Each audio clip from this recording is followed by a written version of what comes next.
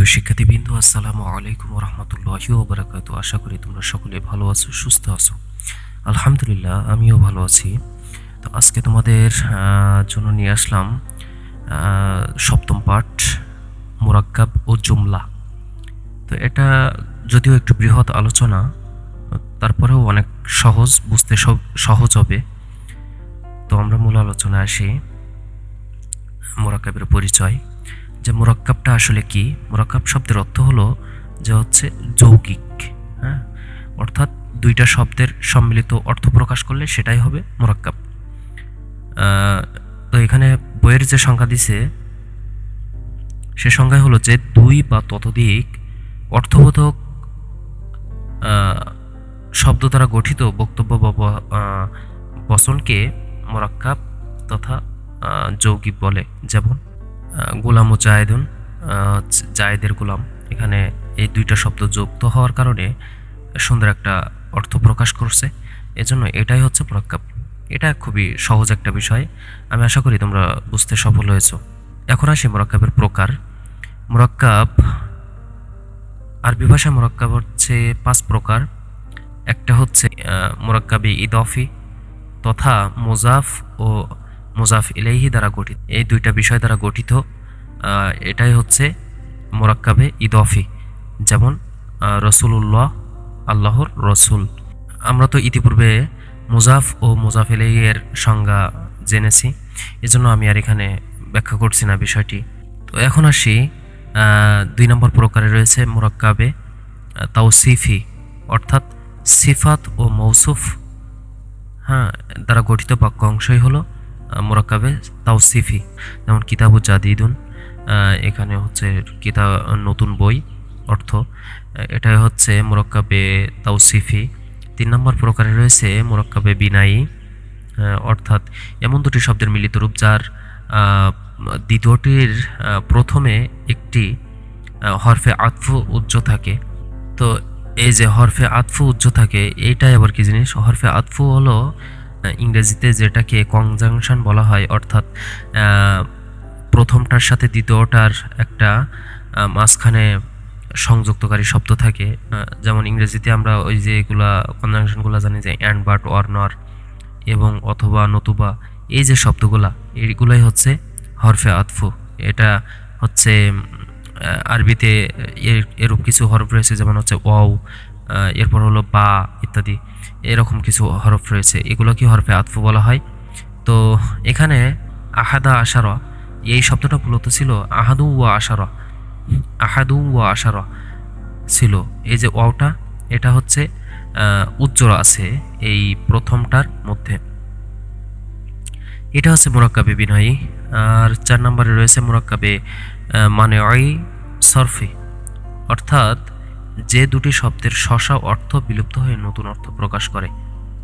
যে দুটি শব্দের শশা অর্থ বিলুপ্ত হয়ে নতুন অর্থ প্রকাশ করে, যেমন হচ্ছে বাআলা বাক্কা হলো একটি শহরের নাম।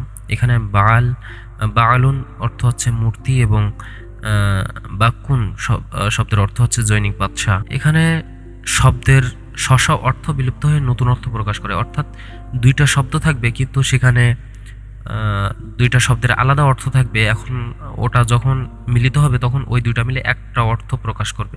তো 5 নম্বরে রয়েছে মুরাক্কাবে সাউতি, ধ্বনি সূচক কোনো শব্দ অন্য শব্দের সাথে মিলিত হওয়া। ধ্বনি সূচক কোনো শব্দ অন্য শব্দের সাথে মিলিত হওয়া, যেমন এখানে রয়েছে সিব ওয়াই, এখানে যে ওয়াই শব্দটা হচ্ছে ধ্বনি সূচক। এখন আসি যে জুমলা। এতক্ষণ আমরা মুরাক্কাবের পরিচয় বা তার প্রকারগুলো জেনেছি, এখন জুমলার পরিচয় জানবো। তো জুমলা বলা হয়, এটা হচ্ছে আমরা যে কালাম শব্দটার সাথে পরিচয় হয়েছে আগে, তার একটা সমর্থক শব্দ, অর্থাৎ অনেকগুলো শব্দের সমষ্টি দ্বারা কোনো বক্তার মনের ভাব সম্পূর্ণরূপে প্রকাশ করে, সেটাই হচ্ছে জুমলা বা বাক্য। এটাকে আবার সমর্থক শব্দ রয়েছে আরেকটি, সেটা হচ্ছে কালাম তথা বাক্য, সেটাই আর কি এখানে বোঝাতে চেয়েছে। আর এই বাক্য হচ্ছে হতে গেলে 3টা শর্ত থাকা লাগবে বা 3টা বিষয় থাকতে হবে। 1 নম্বর যে বিষয় রয়েছে, কমপক্ষে 2টি কালিমা বা পদ পরস্পর সম্পর্কযুক্ত থাকতে হবে। অর্থাৎ বাক্য হতে গেলে একটি শব্দ দ্বারা বাক্য হয় না, সেটাই বলতে চাচ্ছে এখানে। অর্থাৎ 2টি শব্দ অবশ্যই থাকা লাগবে। 2 নম্বরে বলছে যে দুটির একটি মুসনাদ ইলাইহি তথা যার প্রতি সম্পর্ক প্রদত্ত হবে। অর্থাৎ বাক্য একটা শব্দের সাথে আরেকটি শব্দের সম্পর্ক অর্পিত হয় বা একটার সাথে একটা সম্পর্কিত থাকে, এটাই হচ্ছে মুসনাদ ইলাইহি। এবং আরেকটি 3 নম্বরে বলছে যে আরেকটি হলো মুসনাদ তথা সম্পর্কিত হওয়ার উপযোগী হতে হবে। এবং এখানে বলতে চাচ্ছে যে যে শব্দের সাথে আরেকটা শব্দের সম্পর্ক যুক্ত হবে ওই শব্দটা সম্পর্কিত হওয়ার উপযুক্ত হতে হবে। অর্থাৎ তার আরেকটা শব্দের সাথে সম্পর্ক হওয়ার যোগ্য হওয়া লাগবে, এটাই আর কি। এই জুমলা আবার হচ্ছে 2 প্রকার, একটা হচ্ছে জুমলায় খবরিয়াত আর একটি হচ্ছে জুমলায় ইনশিয়াত। জুমলায় খবরিয়াত অর্থ হচ্ছে যে বর্ণনামূলক বাক্য, আর ইনশিয়া অর্থ হচ্ছে রচনামূলক বাক্য। এখন আসি জুমলায় খবরিয়াত কাকে বলে। অর্থাৎ যে বাক্যের বক্তাকে তার বক্তব্যের ব্যাপারে সত্যবাদী বা মিথ্যাবাদী বলা যায়। হ্যাঁ, বাক্যের বক্তাকে, বাক্যে তো অবশ্যই একজন সাবজেক্ট থাকে, একটা সাবজেক্ট থাকে বা হচ্ছে কর্তা থাকে। সেই কর্তাকে তার বক্তব্যের ব্যাপারে সত্যবাদী অথবা মিথ্যাবাদী বলা যায়, সেটাই হচ্ছে জুমলায় খবরিয়াত।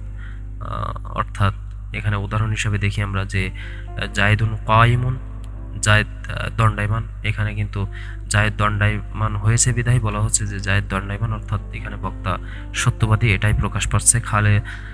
খালেদুন আলিমুন, খালেদ জ্ঞানী ইত্যাদি। জুমলায় ইনশিয়াত অর্থাৎ যে বাক্যের বক্তাকে তার বক্তব্যের কারণে সত্যবাদী বা মিথ্যাবাদী কোনো কিছুই বলা যায় না। হ্যাঁ, আগেরটা অর্থাৎ এখানে বক্তার বক্তব্যটা অস্পষ্ট থাকবে যে সত্যবাদী নাকি মিথ্যাবাদী, অর্থাৎ তার হচ্ছে বক্তব্যটা অস্পষ্ট থাকবে, সেটাই আর কি। এটা হচ্ছে জুমলা ইনশিয়াত। যেমন হচ্ছে ইদ্রিব জায়েদুন, জায়েদকে প্রহার করো। অর্থাৎ এখানে কিন্তু কে আদেশ করছে সেটাই কিন্তু এখানে উজ্জ্ব রয়েছে, অর্থাৎ গোপন রয়েছে, এই জন্য এটাই এই বক্তব্যকেই হচ্ছে জুমলায় ইনশিয়াত। এখন আসি জুমলায় খবরিয়াত আবার 2 প্রকার, একটা হচ্ছে জুমলায় ইসমিয়া আরেকটা হচ্ছে জুমলায় ফেলিয়া। একটা হচ্ছে জুমলায় ইসমিয়া আরেকটা হচ্ছে জুমলায় ফেলিয়া। এখানে জুমলায় ইসমিয়া এর সংজ্ঞা হলো যে বাক্যের প্রথমে এসএম থাকে, প্রথম অংশ এসএম হয়, সেটাই হচ্ছে জুমলা ইসমিয়া। যেমন জায়েদুন আলিমুন, জায়েদ জ্ঞানী ব্যক্তি। এখানে জায়েদ শব্দটা একটা নামবাচক শব্দ, এটাই হচ্ছে এসএম। আর জুমলায় ফেলিয়া যার শুরুতেই হচ্ছে ফেল থাকে, অর্থাৎ ভার্ব দিয়েই বাক্য শুরু হয়, ইম্পারেটিভ সেন্টেন্স, সেটাই হচ্ছে জুমলায় ফেলিয়া। এখানে উদাহরণ হিসেবে রয়েছে খরাজা রাশিদুন, রাশেদ বাহির হইল। খরাজা অর্থ হচ্ছে বাহির হওয়া, এটা হচ্ছে ফেল। এই ফেলটার বাক্যের শুরুতে আসার কারণে এটা জুমলায় ফেলিয়া হয়েছে। তো এই যে বিষয়টা আলোচনা হলো এই অধ্যায়টা আলোচনার একটা বিশেষ গুরুত্ব রয়েছে। এটা আমরা একটু ভালো করে আয়ত্ত করে নিতে পারলে আমাদের তার্কিব করার সময়, অর্থাৎ বাক্য বিশ্লেষণ করার সময় অনেক সহজ হবে, এজন্য আর কি। তো এই অধ্যায়ের আলোচনা এখানে শেষ হচ্ছে। সকলে আগামী ক্লাসের জন্য প্রস্তুত থাকবে। আজকের ক্লাস এখানে শেষ করছি। যারা গতকালকের ক্লাসটি দেখতে পাওনি, ডিসক্রিপশন বক্সে লিঙ্ক থাকবে, সেখান থেকে দেখে নেবে, তাহলে পূর্বের ক্লাসটি তোমার ভালোভাবে আয়ত্তে থাকবে। তো আজকের ক্লাস এখানে শেষ করছি। আল্লাহ হাফেজ।